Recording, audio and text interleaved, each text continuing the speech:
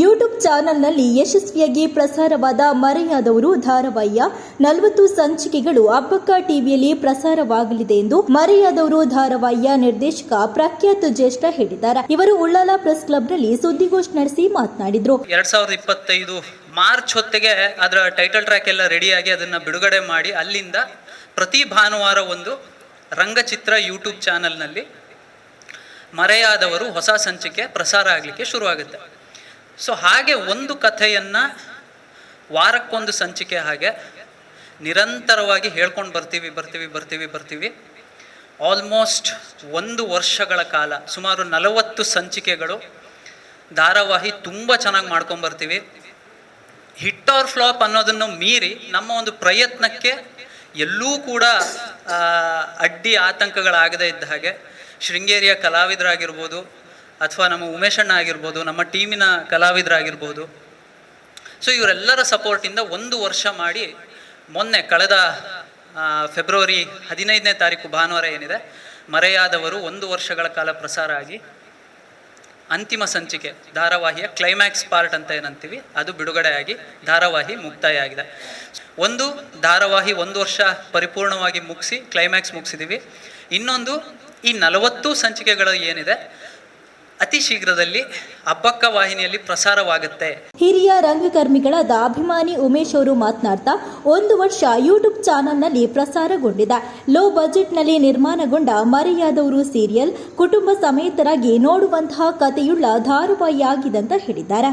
ಮಲೆನಾಡಂಥ ಊರುಗಳಲ್ಲಿ ಹೀಗೆ 1 ವರ್ಷ ಒಂದು ಸೀರಿಯಲನ್ನು ಶೂಟ್ ಮಾಡೋದು ಅಷ್ಟು ಸುಲಭದ ಕಥೆ ಅಲ್ಲ. ನಮ್ಮದು ಬಜೆಟ್ ಸ್ವಲ್ಪ ಕಮ್ಮಿ. 1 ವರ್ಷ ನಿರಂತರವಾಗಿ ಈ ನಮ್ಮ ಧಾರಾವಾಹಿ ಪ್ರಸಾರ ಆಗಿದೆ. ಚೆನ್ನಾಗಿ ಮೂಡಿ ಬಂದಿದೆ. ಎಲ್ಲರೂ ಫ್ಯಾಮಿಲಿ ಕೂತ್ ನೋಡುವಂಥ ಧಾರಾವಾಹಿ. ಖಂಡಿತ ನಿಮ್ಮೆಲ್ಲ ದಕ್ಷಿಣ ಕನ್ನಡ ಜಿಲ್ಲೆಯವರು ಈ ಅಬ್ಬಕ್ಕ ಟಿವಿಯ ಮೂಲಕ ಅದನ್ನು ವೀಕ್ಷಣೆ ಮಾಡಿ ಈ ಪುಟ್ಟ ಕಲಾ ತಂಡವನ್ನು ಹಾರೈಸಿ ಆಶೀರ್ವದಿಸಿರಿ. ಅವರಿಂದ ನಾವು ಏನೊಂದಿಷ್ಟು ಕಲ್ತಿದ್ದೀವಿ ಅಂದರೆ ಅವರು ನಮ್ಮನ್ನು ಅಷ್ಟು ಲೆವೆಲಿಗೆ ತಾಣೋಗಿದ್ದಾರೆ ಅಂತ ಅಂದ್ಕೊಂಡಿದ್ದೀವಿ. ಹಾಗೆ ನಮ್ಮಂಥ ಕಲಾವಿದರನ್ನ ನೀವು ಬೆಳೆಸ್ತಾ ಇರೋದು ನಮಗೊಂಥರ ಖುಷಿಯಾಗಿದೆ. ಹೀಗೆ ನಮ್ಮನ್ನು ಬೆಳೆಸಿ ಅಂತ ಕೇಳ್ಕೊಳ್ತೀವಿ. ಫಾರ್ ದ ಫಸ್ಟ್ ಟೈಮ್ ಅವ್ರು ಅಪ್ರೋಚ್ ಮಾಡಿದ್ದು, ಬ್ರೋ ಸೀರಿಯಲ್ ಜಾನ್ರದಲ್ಲಿ ಸಾಂಗ್ ಬೇಕು ಅಂತ. ನಾನು ಹೇಳ್ತಿದ್ದೆ, ಬ್ರೋ ನನ್ನ ಕೈಯಲ್ಲ ಆಗಲ್ಲ, ಫಸ್ಟ್ ಆಫ್ ಆಲ್ ಕ್ಲಾಸಿಕಲ್ ಜಾನ್ರದ್ದು ಕಂಪ್ಲೀಟ್ ಐಡಿಯಾನೇ ಇಲ್ಲ ಅಂತ ಹೇಳ್ತಿದ್ದೆ. ಬಟ್ ತುಂಬಾ ಮೋಟಿವೇಟ್ ಮಾಡಿ ಹಲವಾರು ರೆಫರೆನ್ಸ್ ಕೊಟ್ಟು 6 ಲೈನ್ಸ್ ನಾನೇನೋ ಬರೆದೆ. ಅಲ್ಲಿಂದ ಒಂದು ಸಾಂಗ್ ಸ್ಟಾರ್ಟ್ ಆಯಿತು. ಸಾಂಗ್ ಸ್ಟಾರ್ಟ್ ಆಗಿ ಇಟ್ಸ್ ಅನ್ಬಿಲೀವೇಬಲ್. ಲೈಕ್ ಯೂಟ್ಯೂಬಲ್ಲಿ ಒಂದು ಸೀರಿಯಲ್ ಮಾಡೋದು, ಅದಕ್ಕೊಂದು ಸಾಂಗ್ ಮಾಡೋದು, ಅದಕ್ಕೊಂದು ನಮ್ಮನ್ನು ಮೋಟಿವೇಟ್ ಮಾಡೋದು, ನಮಗೊಂದು ಚಾನ್ಸ್ ಕೊಡೋದು.